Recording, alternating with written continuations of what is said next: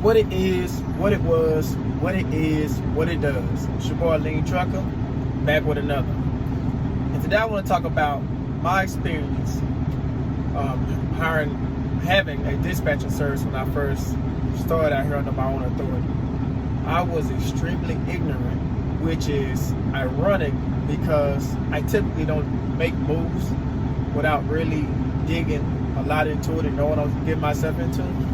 Yeah, I made that mistake on this one. And actually, that's one of the main reasons I made this channel. Because I've learned there's a lot of other people who make ignorant moves like this as far as in the trucking business. And there's a lot of people ignorant in the fitness side, you know, that aspect of it, because I was on that as well. So I had to learn on both ends. So anyway, I started with her. Like I said, I just jumped out. I got my own authority. But during this time in the process of getting my own authority, I met her and her husband, and I was promised $3,500 to $4,500 a week, right? Local, home every night. So, and then a friend of mine who was working with her at the time, he was doing well, right? I think he said he was making like $3,500, so it kind of lined up. The kicker is 10%, which because of my ignorance, I didn't really know if that was good or bad. I know now that that's terrible, but at the time, I didn't know. So, yeah, she had I was told by her, well, actually at this time, I'm not sure it was about her or by him. But anyway, she had a contract that was going like 70 miles one way, $400. But pretty much it was guaranteed 2 loads, and you was gonna get $800 a day, $4,000 a week. This is separate of the promise of the the deal, but all this stuff is what convinced me to just jump off the porch and say, let's go. Making that kind of money. Because in my head, I said, okay, let me drop that down. Instead of $3,500 to $4,500, let me say $3,000 to $3,500. So if you can promise me that. So that was my perception of all of it. Well, based on what I was told. Then I jumped out, and I kid you not, at this point, I had put my 2 weeks notice in at the job I was currently leased on, had my truck leased on to. I had already got my own authority back. I had put down my insurance payment, the $3,500. I already did all this, and then, lo and behold, lost the contract. Now, through experience, I realized they never had a contract. So you learn, you live and learn. And I learned out here they didn't have a contract because, like, no kidding, the contract started on Friday, and I think they supposed to run that Saturday. It was a year contract, by the way. Friday, well, that Saturday, and come Monday, there is no contract. Lost. And I was told it was because a driver didn't make it or something, didn't do his second load. That's a load of crap. If you have a contract, they're not gonna pull it that fast. What really happened was, essentially, I'm sure they just told her, we'll give you a shot, since you say you got this many trucks. It's another thing with a dispatcher. So it was like 10 of us under her wing. So yeah, I think that's the way she did it, is to say, well, I got 10 trucks, so I could run whatever you need me to run. They said, okay, I'll give you a shot. Boom, gone. So that's done. And then she had this wasn't a contract at all. She was working with a broker, where it was a similar deal where the broker needed someone who had multiple trucks. So she ran that same message on them, and they pretty much gave her a lot of loads. So at this point, it was pretty good. It was making like $750 a day, sometimes a little more. It was kind of making what she said. I'm like, okay, this is rocking. I'm feeling this. You understand me? Home every day, working about 10 hours. I was feeling this.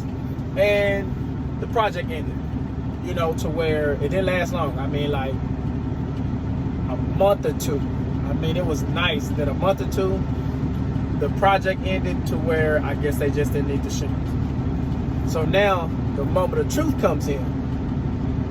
So she no longer has that contract and no longer has that connection with that broker. Now everything is coming from the load board, which I didn't know what a load board was. Again, I just was not familiar with this stuff. So I had heard these terms, but don't get me wrong, I heard the terms, but I didn't have it or nothing. I was just relying on her. And like I said, it was going well. So anyway, now she was on a load board, I'm not getting paid as much.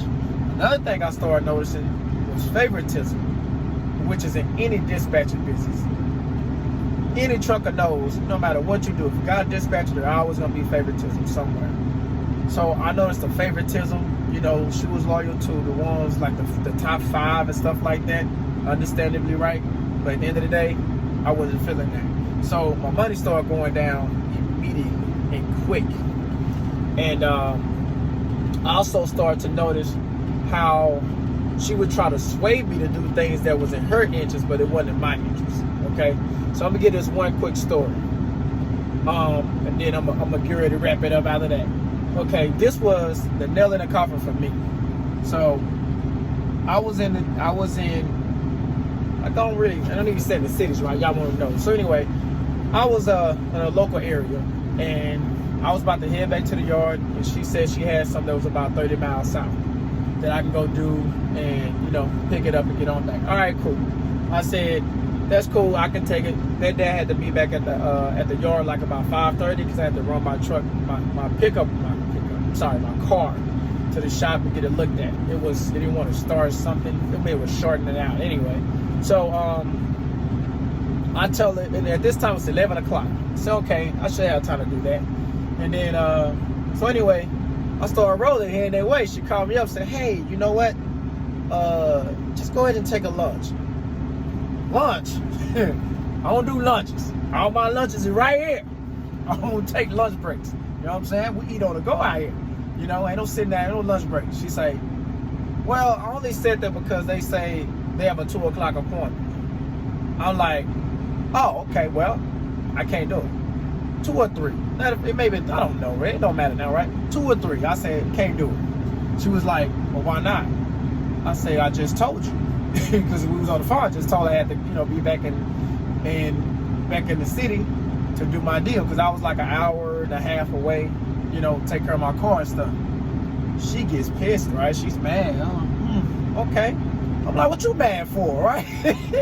So she's like, all right, let me call the broker back. The broker, okay. So now, obviously, you got the broker that's coming out your money. You got the dispatcher coming out your money. Right? Do the math. So anyway, she called the broker. Broker called the customer. They're going to ban me. My name. They're banning me because I've decided that I'm not going to do that low. That's when it all clicked to me of, so and all this stuff, you screwed up and now it's going to cost me. You know, and I never been to that place either. And that was another in the coffin for me because now I'm like, you booking stuff that I'm not interested in. Well, I told you one going to work, then you blame me and then get my name, you know, banned from this company. And so a couple things that I learned from that I'm going to share with you guys right here real quick is that the dispatcher don't have any risk and the factor outside of the broker don't want to mess with them. Well, what's the point of them? You have connection to the broker. You don't need them to do that. So that's when I got my low boy and started doing my own. Another thing is, I mentioned earlier, this one was 10%, but the point is, it's still another fee. We have enough fees out here. We don't need others in our pockets. So all these things are adding up. Another thing, and here was one of the most important parts that I didn't realize until I started separating myself. You cannot develop contacts, meaning you can't develop a connection with the broker.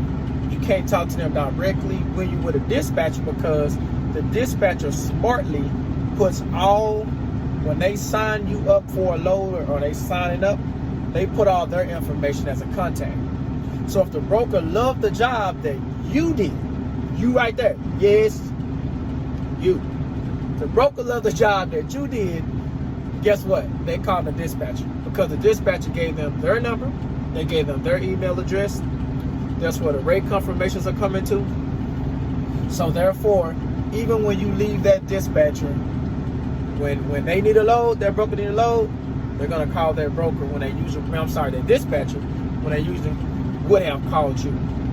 So to wrap this up, I would not deal with a dispatcher.